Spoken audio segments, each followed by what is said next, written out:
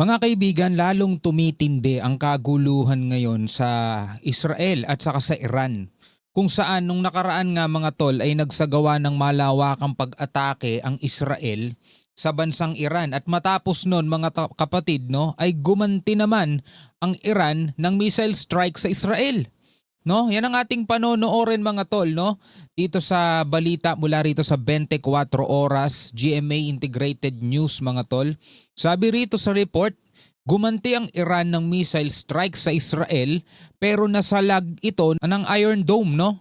Ilang Pinoy sa Israel nangamba sa kanilang kaligtasan. Well, sino ba namang hindi mangangamba kapag nakita mong mga nagliliparang sa himpapawid, di ba?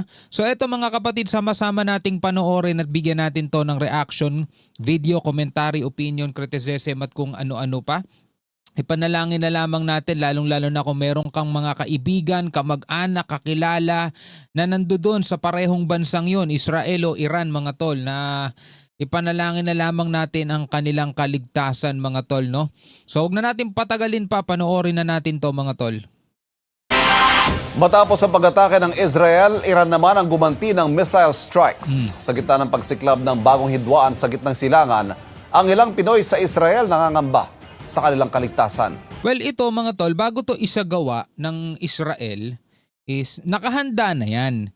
Kasi sa loob ng ilang taong pakikipaglaban nila sa mga proxy ng Iran, tulad na lang halimbawa ng Houthi, di ba, sa Yemen, ng Hezbollah sa Lebanon at saka ng Hamas sa Gaza, alam na nila mga tol kung ano ang mga pwedeng mangyari at kung paano nila mapaghahandaan yung retaliation kung tawagin o yung pagganti kung ang mismong pupuntiryahin na nila is yung mismong parang big boss. Kasi itong mga nakaraan, di ba, nakakalaban nila puro mga proxy ng Iran. Eto, Iran na mismo talaga binakbakan nila.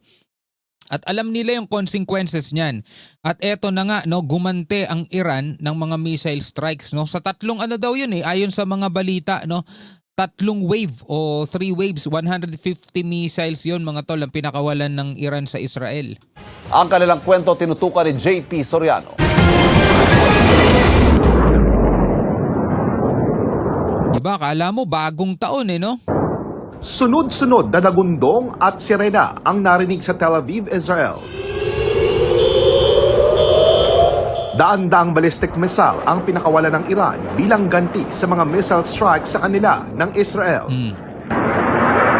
Kung bakit to kinagagalit lalo ng Iran mga tol, kasi matataas na mga opisyal nila ang natodas doon sa ginawang pag-atake ng Israel.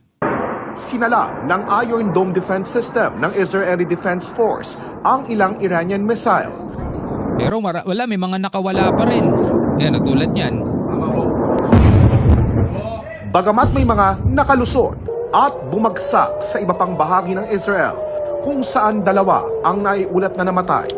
Ayon kay Iranian Supreme Leader Ayatollah Ali Khamenei, ganti nila ito sa naunang airstrikes ng Israel sa kanilang nuclear facilities. Grabe, no? Ayon sa ilang source, hindi bababa sa 20 senior commander ng Iran ang nasawi sa naturang pag-atake. Hindi bababa sa 20, ibig sabihin higit 20 na mga senior o official nila mga tol ang nailigpit ng Israel doon sa kanilang pag-atake sa Iran. Kaya talaga magre-retaliate talaga sila. Giit ng Iran, Israel ang nagsimula ng gyera, kaya tatapatan daw nila ito at pananagutin ang Israel. Nauna nang sinabi ng Israel na ang kanilang pag-atake ay para pigilang gumawa ng nuclear weapons ang Iran sa Israel.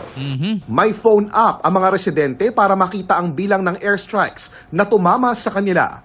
Nasa 50,000 Pilipino ang nasa Israel ngayon. Karamihan sanay na raw sa mga airstrike. Pero ayon sa caregiver na si Ana, pinakamatindi raw ito sa loob ng 7 taon na nagtatrabaho siya rito. Kaya tawag dito unprecedented Sobrang lakas po ngayon.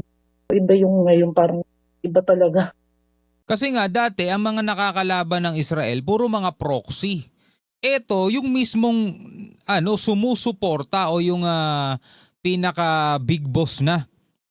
Si Shai, na matagal na rin nasa Israel at sanay nang magtago sa bomb shelter, mas kabado raw ngayon. Ngayon, mas delikado po ngayon. Kasi pinagsasabay po nila ang mahigit 100 na mga drones at saka ballistic missile at hindi kaya, hindi 100% na makayanan ng mga Iron Dome yung nangyayari ngayon, kaya maraming lumulusot. And take note mga tol, bukod dun sa Iron Dome ng Israel, andiyan dyan pa yung mga missile defense system ng Amerika. So hindi pa rin kinakaya buhos 'Di ba? Sunod-sunod, sabay-sabay Nag-convene na ang crisis management team ng Embahada ng Pilipinas sa Israel. To review the contingency plan. Tapos tignan yung current situation, kung anong nangyayari. Chinek din natin status ng mga shelters, yung mga ginamit din natin the last time, no? Walang naiulat na Pilipinong nadamay sa mga pag-atake sa Israel. Wala pa ring mandatory evacuation pero may siyam ng OFW ang humiling na maparepatriate. We're coming up with plans to bring our people out, no, not by air but probably by land, towards Jordan or towards Egypt. Tapos syempre i-consider natin din yung repatriation by sea. Sa ngayon, umiiral pa rin ang Alert Level 2 sa Israel. Ibig sabihin, bawal ang deployment ng new hires at bawal ang non-essential travels. Hinihikayat ng DFA ang mga sangkot na bansa na huminahon at sumunod sa landas ng kapayapaan. Grabe. Wala na, yung mga panawagang ganyan, wala na rin naman magagawa yan mga tol kasi iba na yung mundo nitong mga to, itong mga leader na to, nasa ibang era na sila. 'Di ba matapos ng ikauna at ikalawang digmaang pandaigdigan, makalipas ng ilang dekada mga tol, eto na mukhang sisiklab mga tol ang ikatlo. At etong ikatlo na to mga tol ay magiging pinakamatindi kaysa dun sa mga nakaraan kasi ibang klasing teknolohiya na ngayon ang meron ang mga tao. Kung naaalala ninyo nang binagsakan ng US etong Japan sa Hiroshima at Nagasaki, wala pa yun. Kumpara sa mga nade-develop na ngayon ng sangkatauhan, matitindi na ngayon. Kung dati sundalo sa sundalo, suguran talaga, di ba? Mano-mano, eto mga tol, gumagamit na ng mga drone, mga ballistic missile, di ba? Iba-iba na yung puwersa ngayon na ipinapakita nila. Buti na lang, dito sa Israel, 'di ba? Meron sila mga mga bomb shelter, 'di ba? Kahit papaano nagiging nakakapagtago. Ito nga yung mga bagay na ayaw nating masaksihan dito mismo sa ating mga bansa. Imagine mo yung mga nakikita mong parang mga quitties, 'di ba? Kala mo New Year, mga nakikita mo sa Himpapawid. Yun yung mga bagay na hindi natin gustong makita rito sa Pilipinas.